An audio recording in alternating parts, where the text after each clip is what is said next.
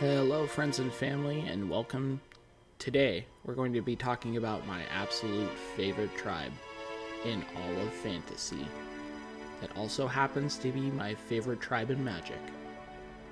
Elves are an extremely flexible tribe in Magic, with the ability to do almost all major roles of Magic Color Wheel: ramp, draw, beat, and removal, all baked into one card type.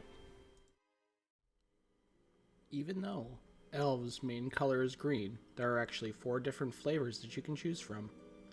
Green, blue, usually ran by Edric Spymaster, green-black with Lathril, Azuri with mono green, and Risk the Redeemed with green-white, each with their own unique playstyle and strengths. That will be discussed in later detail. Starting off with green's most powerful aspect, Llanowar Elves, Elvish Mystic, and Fyndhorn Elves are value and ramp engines that come out turn 1 and get the deck ramping quickly and consistently. These elves are in a huge variety of decks that aren't even based around elves. Because they are such an incredibly consistent ramp engine, they're an instant add in any elf deck. Elvish Archdruid, Priest of Titania, and Wirewood Channeler are also instant adds in any elf tribal deck.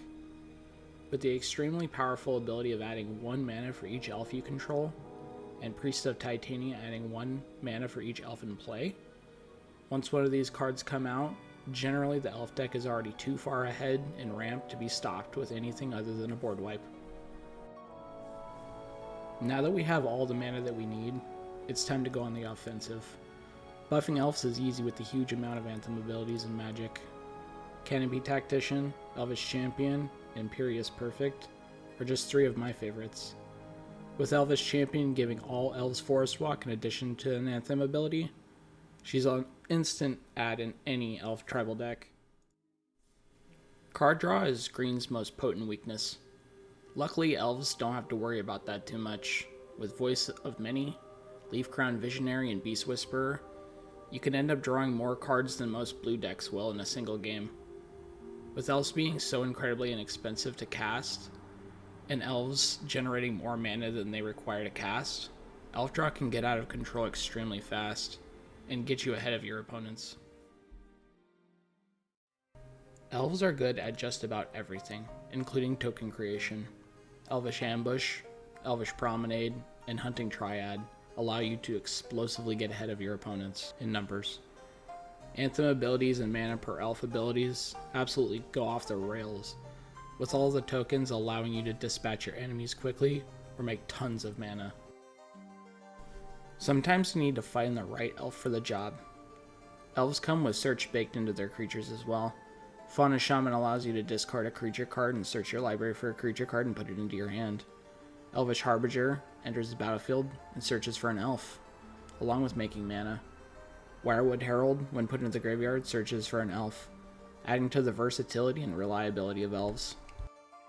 Interaction with others is crucial in building any good commander deck. Having answers built into creatures is even better. Eldamari, Lord of Leaves, gives all your elves Forest Walk and Shroud, while Allosaurus Shepherd makes all your green spells uncounterable. Null Mage Shepherd allows you to tap 4 untapped creatures and naturalize an artifact or enchantment. Now that we've discussed some more staple elf cards, it's time to talk about elves with unique abilities. Rogothian Elder allows a player to untap 2 lands, easily comboing off to make infinite mana, or making some new friends at the table. Guildleaf Archdruid allows you to tap 7 untapped druids and steal all of an opponent's lands at instant speed, as well as drawing you a card for each druid that you play. Copperhorn Scout untaps all of your other creatures while she attacks for some fun combat shenanigans. We've spoken a lot about elf creatures. Now let's introduce some of the artifacts that an elf deck may use. Sword of Perrons, Umbral Mantle, and Staff of Domination all go infinite if you control 5 or more elves with a Priest of Titania style mana ability. Just a forewarning though, going infinite may be too strong for your playgroup, so always ask ahead of time. It's time to stop playing Nice Elf. Coat of Arms gives all creatures +1/+1 for each other creature of their type that you control, making your elves an absolute murder machine. Door of Destinies does a similar effect, giving each creature of the chosen type +1/+1 when the chosen creature enters the battlefield. A Drowsy Monument not only gives +1/+1 in flying, but indestructible, mitigating those pesky board wipes. Now let's talk about some more specific lands a person may run in an elf tribal deck. Shrine to Nyx, Wirewood Lodge for the untap an elf feature, and if you're Warren Buffett, then you can afford a Gaia's Cradle. It'll fit nicely in any green deck. When you think about elf tribal decks, you oftentimes overlook enchantments. Asceticism gives all of your creatures hexproof and regenerate 2, while Elvish Guidance turns one of your lands into a Gaia's Cradle. But the strongest enchantment in any elf deck by leaps and bounds is definitely Alurin. This card absolutely goes berserk in any elf deck, oftentimes allowing the elf player to motor through his or her deck in a single turn, by making all elves that cost 3 or less free to cast. Now that we've gotten through all of the more standard elf cards, let's talk about some of the more specific elf commanders somebody may run in an elf commander deck. Starting off with Edric, Spymaster of Trest, Edric has the ability of whenever a creature deals damage to one of your opponents, they draw a card. This can be an extremely powerful ability, especially in Simic colors. Edric being able to statically draw you cards every time you hit an opponent, and elves being so incredibly abundant, as well as making an obscene amount of mana, most Edric players will opt into the taking extra turns Edric deck, hitting with creatures, making mana, taking extra turns, and making more mana, and taking more extra turns until the table is generally dead. Druid's Repository allows the Edric player to produce the blue mana needed to take the extra turn spells, as well as Cyclonic Rift to set the opponent's way behind. Intruder Alarm allows you to untap all of your creatures whenever you play a creature, adding to the snowball effect of an Edric deck. Of course, coming at the price of not naturally untapping creatures on your untap step, both acting as a combo tool and a stacks piece for your opponents.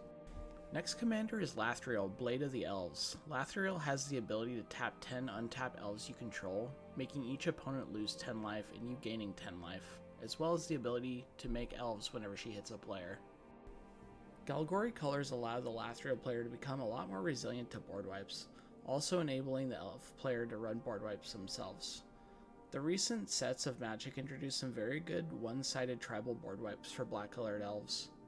Elvish Dreadlord, when killed, gives all non-elf creatures -3/-3, and Eyeblight Massacre giving non-elves -2/-2, as well as giving the elf player reoccursions such as Patriarch's Bidding.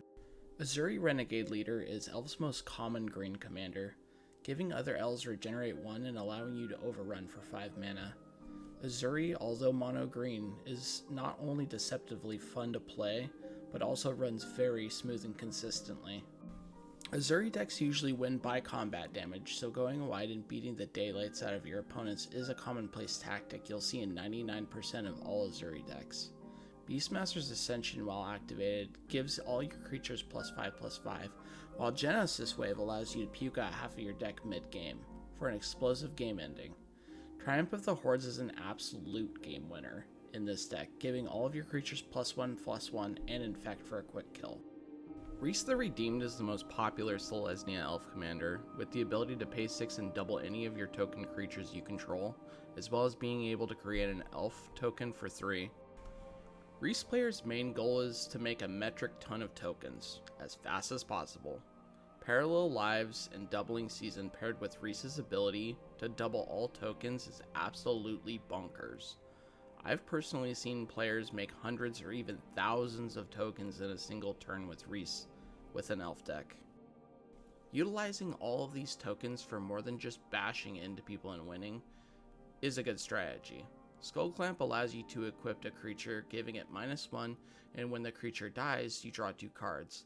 This, paired with the turbo mana from a Priest of Titania style elf, makes your deck thin out very quickly. Aura Shards destroys an artifact or enchantment whenever a creature you control enters the battlefield, while Akroma's Memorial gives all of your newbound token babies flying, first strike, vigilance, trample, haste, protection from black and red, making it much harder to kill them or block. I really enjoyed making this video, and if you stuck around this long through the video, you're a friend to me. I really love tribal decks, and if you do want to subscribe to the channel, then you'll probably see more tribal decks popping up like this throughout the year. Not sure which one to do next, but I definitely want to do another tribal deck. So if you guys have suggestions, leave them in the comments. And have a blessed day.